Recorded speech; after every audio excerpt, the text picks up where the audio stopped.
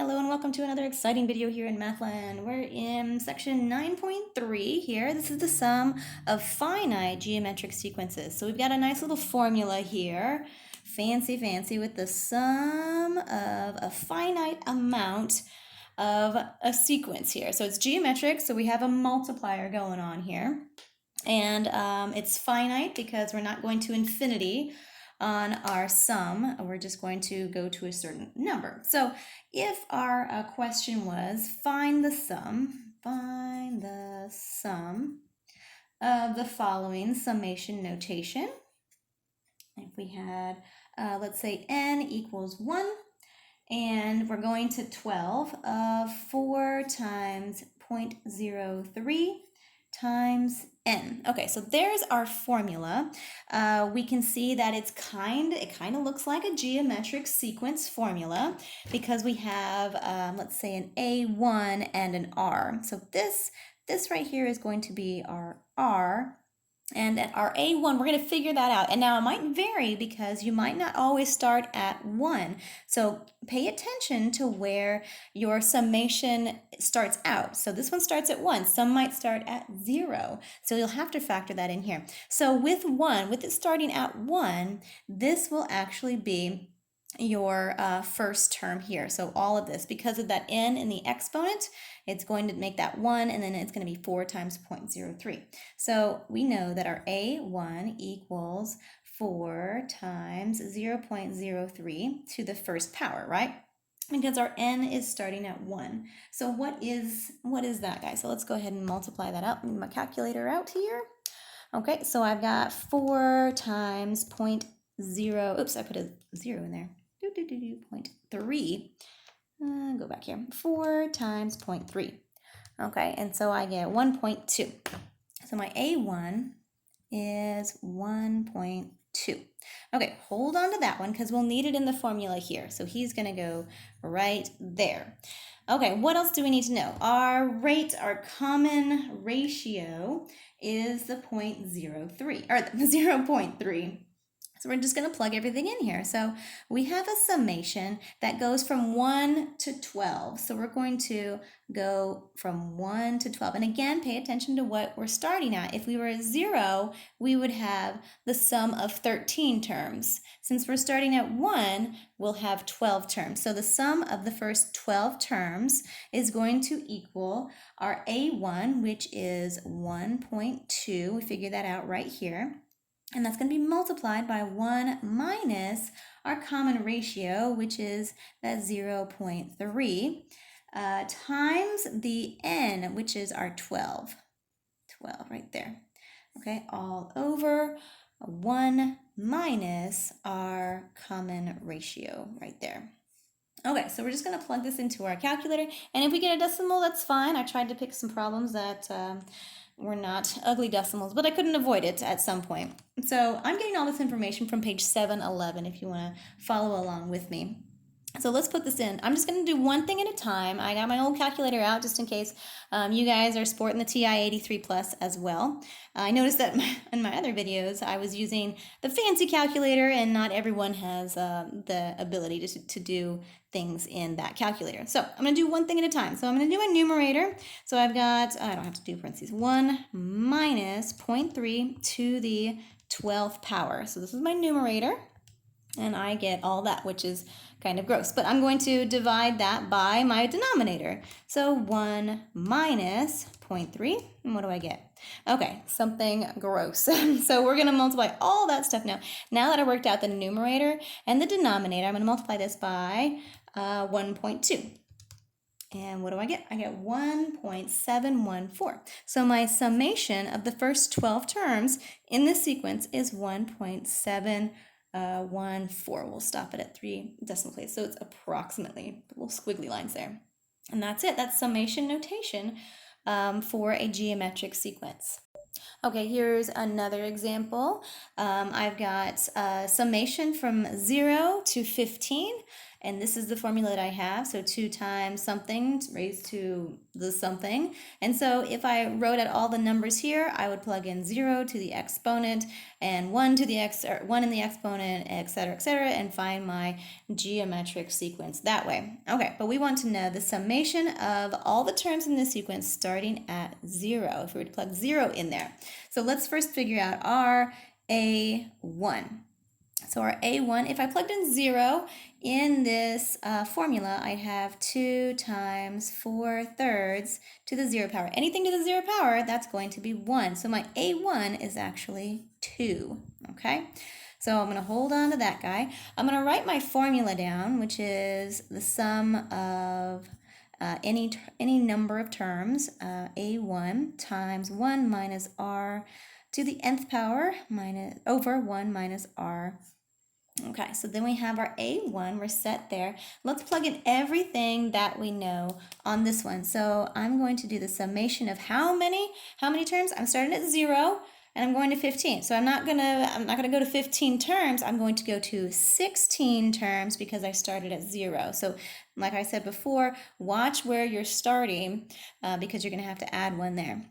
So the summation of the first 16 terms, my A1 is 2, and we found that by plugging it into our formula, where we start, into the formula here, and we're going to multiply it by 1 minus, what's my rate? It's 4/3. 4/3 times my n, which is 16, and then 1 minus my common ratio. I said rate, but it should be common ratio. Okay, again, I'm going to put this all in my calculator, one thing at a time. So I'm going to start with the numerator here. So I have 1 minus.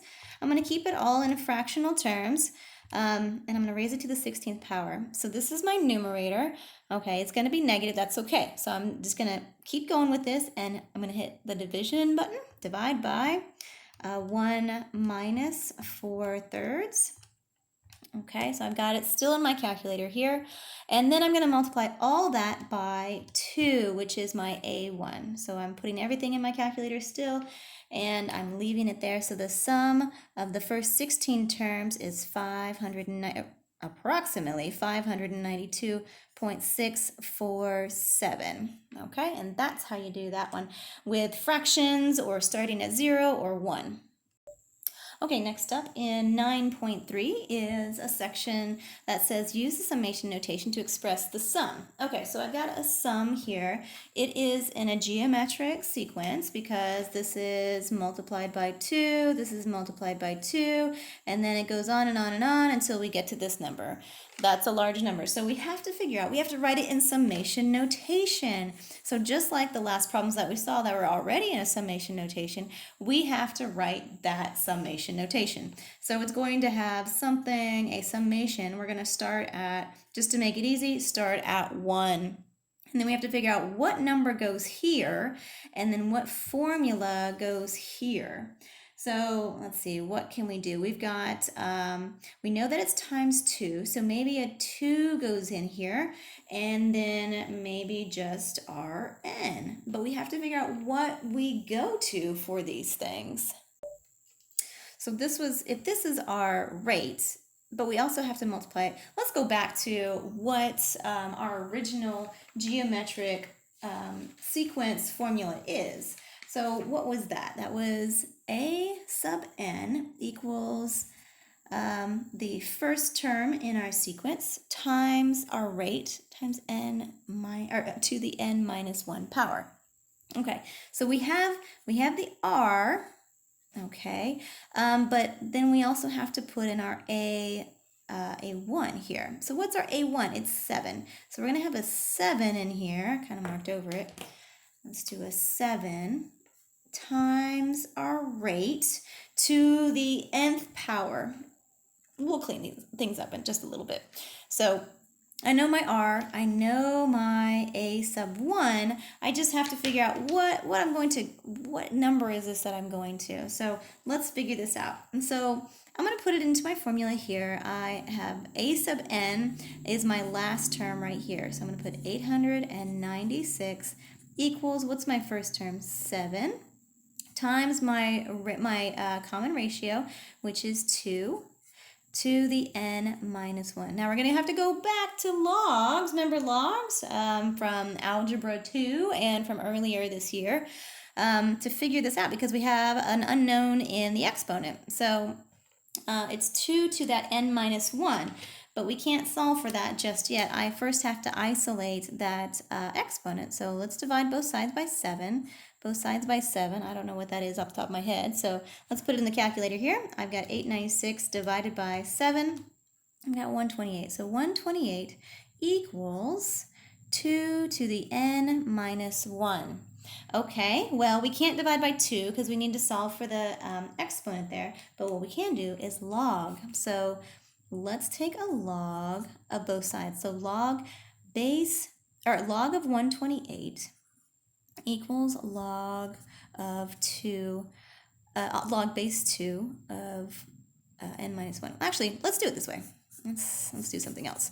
So let's rewrite this in log format. So log base 2 of 128 equals n minus 1. Because remember the log of the base, let me move this over. The log of the base is the base of that exponent. Okay, so now we have this stuff over here. So let's put that in the calculator, and if you don't have a fancy one, you can rock the TI-83 Plus. With the new ones, you can kind of put in the base and that number there. So let's do it the old school way. So log of the biggest number, 128, divided by a log of 2. And we get 7. Yay, 7 equals n minus 1. So let's add 1 to both sides.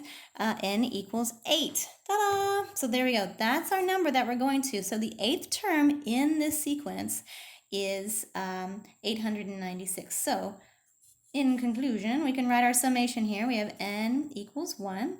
We are going to 8, our 8th term. And our formula is 7 because that's our A1 right here. And we're going to multiply by our r, which is 2, to the n minus 1. We can leave it just like that. Ta-da! Okay, next let's find the sum of the infinite geometric sequence here. Infinite, different formula here. And we have a stipulation. So the common ratio cannot be greater than or equal to 1. If it's greater than or equal to 1, it's going to get arbitrarily close to 0, and you can't find the sum because it's always going to be 0. So this is key, and you'll notice that in the problems that you'll be seeing on the infinite geometric sequence, or the summation of the infinite geometric sequence, that the common ratio will be less than 1. Absolute value. It could be plus or minus as long as the absolute value is less than 1. Okay. Even if it was equal to 1, it would get close to 0. So we don't even deal with that. And if you do, your answer is always 0. So yay! But this one has a common ratio of 6. So here's our R. We're going to plug all this stuff into the formula. Now, again, we have to figure out our A1, because not necessarily will this number out here be our A1. We have to plug in that value of n starting out. And in this case, I have an n minus 1 in my exponent. So if I plugged 1 into my exponent here for my A1, here, let's solve for our A1. A1 would be 4 times 0.6 to the 1 minus 1. So that n equals 1 goes right there. 1 minus 1, that's going to be 0. So all of this is 1. So my A1 is actually 4. Not always, because you might not have an n minus 1. You might have just an n. And so you plug in that value of 1 into the exponent, and it would not be 4. It would be a little bit different. Okay, so here's my A1. My R is 0.6. And now we can plug in these values into our formula here. Okay, so let's go ahead and line this up. I've got my infinite sum is A1, 4 over 1 minus 0.6. Okay, so let's go ahead and figure this out. We've got, I'm feeling kind of lazy here, so let's go ahead and put in the calculator. 4 divided by 1 minus 0.6. Okay, and what do we get? Oh, we get 10. Yay! Okay, so S equals 10. Ta-da! So if you notice here, in the denominator, it's 1 minus R. So if R equaled 1, we would have no solution. It would be undefined. So that's why it has to be, it can't equal 1. And if it's greater than 1, then it just gets smaller and smaller and smaller and equals 0. Okay, so let's try another one. Say we don't have it in summation notation. Say we have it in just the terms written out in the sequence. So we have, say, 3 plus 0.3 plus 0.0, 3 plus 0.003, etc. Forever and ever and ever. Okay, well, let's go ahead and figure out what we need. So we need our first term and we need our common ratio. So what is our common ratio with this one?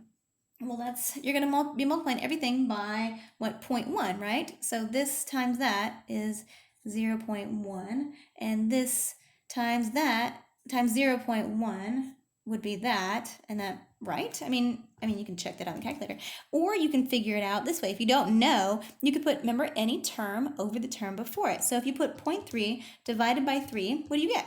0.1. Okay, and then make sure it confirms with any others. So I'm going to take this one, 0.003, and divide it by 0.03. Okay, we learned that in the last video. So we can figure out our common ratio by taking any term and dividing it by the term before it. Okay, so we have our A1.